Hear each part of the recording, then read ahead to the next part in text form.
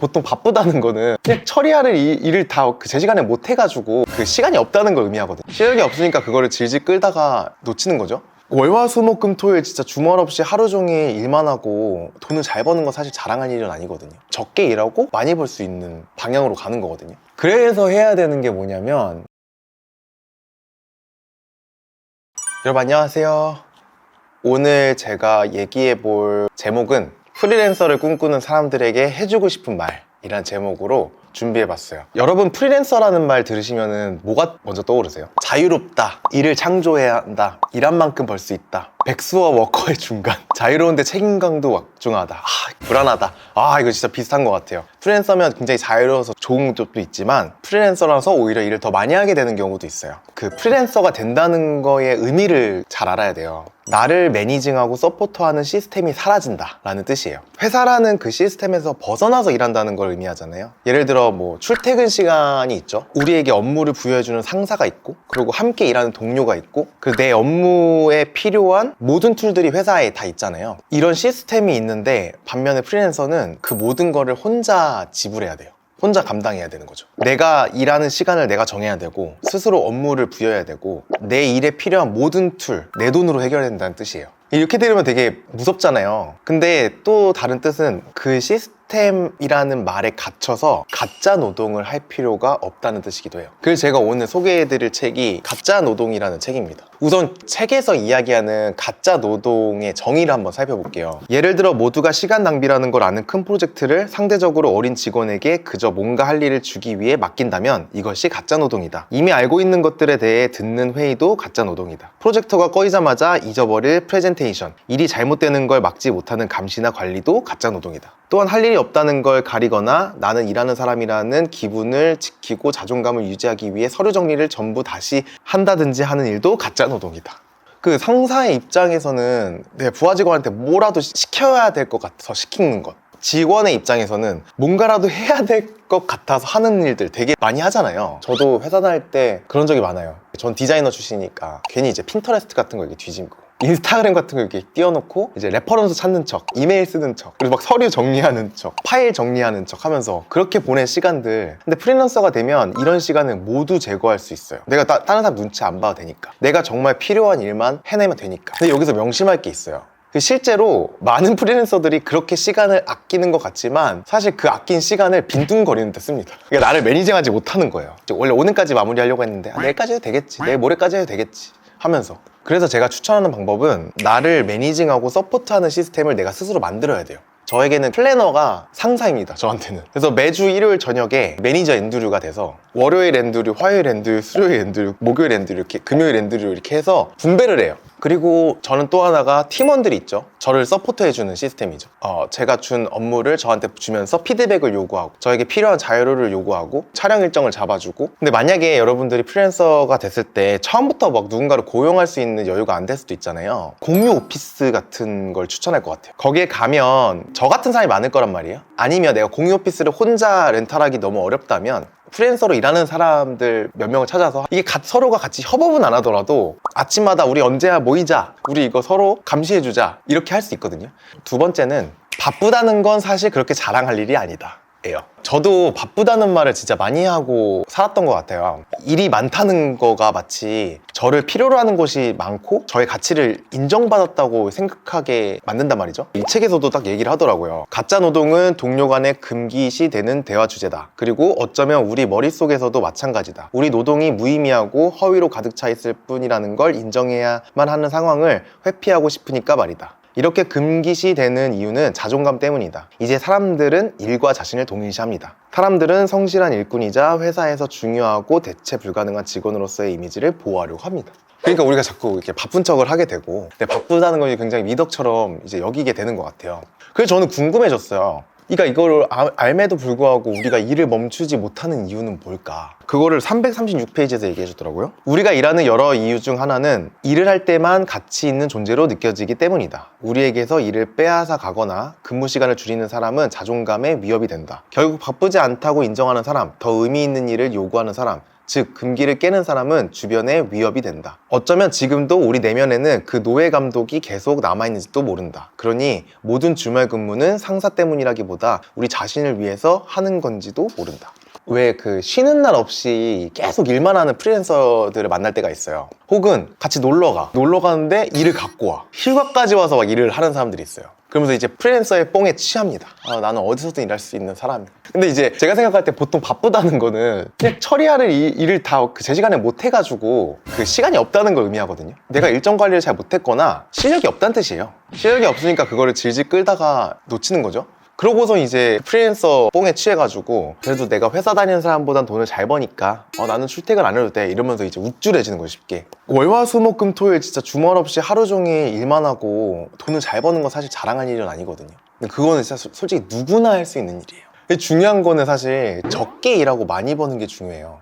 내가 바쁜 게 자랑은 아니라는 거죠. 그래서 저는 프리랜서라면 연차가 오름에 따라서 퍼포먼스는 오르고 일하는 시간은 줄어야 된다고 생각해요. 그래야 그 남은 시간에 더 좋은 클라이언트를 만날 수 있는 기회를 만들 수 있고, 그리고 더 의미 있는 일을 할 수가 있어요. 내가 계속해서 일만 많이 하면은 내가 어떻게 또 다른 좋은 프로젝트 할 수가 있겠어요. 그냥 내가 하는 프로젝트만 계속 하게 되는 거예요. 근데 내가 지금 하고 있는 프로젝트 안에서 내가 실력을 키우고 시간을 단축시킬 수 있는 방법을 찾아서 단축하고 그 나머지 시간에 내가 그걸 활용을 해야죠. 더 좋은 클라이언트를 만드는. 근데 그러면은 어떻게 더 좋은 기회를 만들까? 그게 이제 세 번째인데, 결국 중요한 건 퍼포먼스다. 주는 만큼 받는다. 시간당으로 지급하면 얻는 것은 시간뿐이다. 경영진은 직원에게서 얻어내고 싶은 게 뭔지 생각해야 한다. 그리고 그 기대감을 회사가 만들어내고 싶은 가치와 직접 연결해야 한다. 그 기대감은 판매 수치나 반품되지 않은 상품 비율로 계량화할 수 있다. 상품을 개선할 좋은 새 아이디어 개수가 될 수도 있다. 하지만 직원이 회사 표어에 맞춰서 하는 정도나 만들어낸 광고 개수나 회의 참여도가 그 기준이 될 수는 없다. 이거 되게 중요한 것 같아. 그건 터무니없는 시간 낭비다. 저는 그러니까 디자이너였잖아요. 제가 문구 디자인을 했거든요. 플래너도 만들고 노트, 뭐 다이어리 막 여러 가지 만들었어요. 여러 개 만들었는데 하나도 안 팔렸어요. 근데 제가 여기서 사장님한테 가가지고 저 그동안 이렇게 많이 만들고 이것 때문에 제가 주말까지 써가면서 시장 조사 다니고 그랬어요. 그러니까 저 월급 올려주세요. 그럼 올려줄까요? 근데 제가 디자인한 게 하나도 안 팔렸는데 이거는 말이 안 된다는 거죠.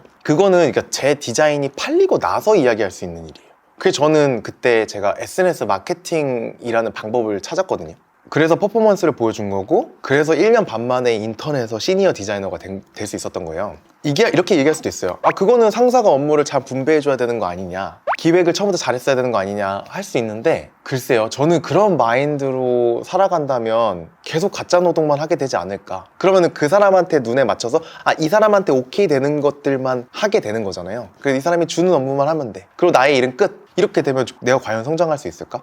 내가 일을 받아서 얼마나 많은 시간을 썼냐, 얼마나 그 시간에 많은 걸 만들어냈냐가 중요한 게 아니라 내가 만든 상품이나 서비스의 퍼포먼스가 잘 나와야 그 다음을 기획하고 더 큰 금액을 요구하고, 내가 프리랜서라면 여러 개의 프로젝트를 하기보다 하나의 큰 프로젝트를 할 수가 있는 거예요. 그래야 제가 아까 얘기했던 적게 일하고 많이 벌 수 있는 방향으로 가는 거거든요. 그래서 해야 되는 게 뭐냐면 일의 의미를 생각하고 일하자예요. 다시 의미를 찾으려면 큰 그림을 봐야 한다. 회사보다 더 큰 무언가를 위해 일해야 한다. 의사는 사람들의 건강을 위해 일하지 자신의 직장인 병원을 위해 일하는 게 아니다. 변호사는 정의를 위해 일하지 자신의 법무법인을 위해 일하는 게 아니다. 교사는 사회의 미래를 위해 일하지 특정 학교를 지키는 게 임무가 아니다. 제가 아까 그 디자이너로서 얘기한 것도 마찬가지예요. 그러니까 이 상품이 시장에 나왔을 때 이게 팔리는가, 이 플래너를 가지고 사람들이 자기의 일정을 잘 관리할 수 있게 디자인되었는가, 이거를 생각하고 만들어야 되는 거죠. 제가 생각하는 일 잘하는 사람들의 특징이 바로 이거 같아요. 이 일이 어떤 의미인가를 생각하고 일하는 거죠. 소속되거나 소외되거나, 노동은 인간이 된다는 것의 의미와 불가분으로 연결돼 있어서 본질적이라고 할 수 있다. 단순히 경제적 성장의 문제가 아니다. 그보다 훨씬 더 중요한 어떤 것이다. 인간이 세계와 유기적으로 상호작용하는 방식에서의 유일한 핵심은 본질적으로 살고 있는가, 비본질적으로 살고 있는가의 문제다. 왜냐하면 노동은 인간 존재의 근본을 이루는 일부이기 때문이다. 그러니까 결국 우리가 일을 하는 이유는 세계와 연결되고 소속감을 얻기 위함인데, 일의 의미를 생각하지 않고 일하면 그저 내가 하는 일은 내가 처리해야 되는 일에 불과해지는 거예요. 그런데 어떻게 좋은 퍼포먼스가 나고 좋은 결과가 있겠어요? 내가 만드는 거가 누구에게 다가갈지, 어떤 고객이 갈지, 그 고객의 사용감은 어떨지, 경험은 어떨지를 생각을 해야 우리가 이 일이 의미 있게 받아들여진다는 거죠. 그러니까 그렇게 세계랑 연결돼야 된다는 거죠. 여러분들이 지금 하는 일들이 있을 거 아니에요. 내 일이 어떻게 세계와 연결되는지를 생각하지 않으면 여러분들이 하고 있는 일이 그냥 그저 가짜 노동이 되는 거예요.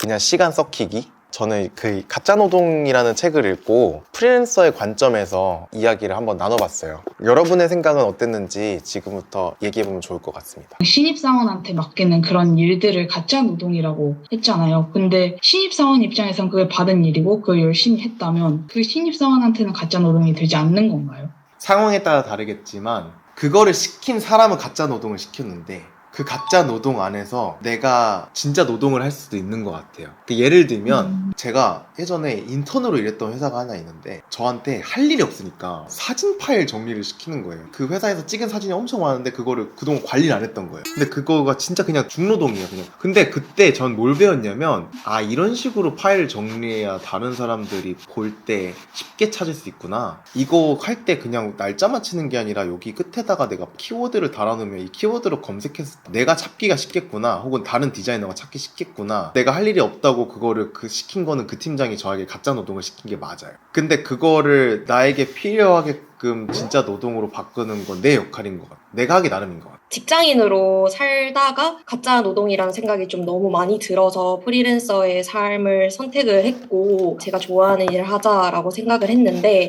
프리랜서로 살면서도 멀리 봤을 때 진짜 일을 줄이고 돈을 많이 벌 수 있는 일인가라는 고민이 좀 많이 될 때가 있어요. 제가 지금 DJ로 프리랜서로 활동을 하고 있는데 제 몸값을 올려야 되는 부분이 있고 때문에 유튜브 채널을 성장시켜야 되는 부분도 있고 레슨을 하거나 사업적으로 키워야 되는 분야도 있고 하는데 이런 우선순위를 어떻게 정하고 그래서 그런 걸 좀 여쭤보고 싶었습니다.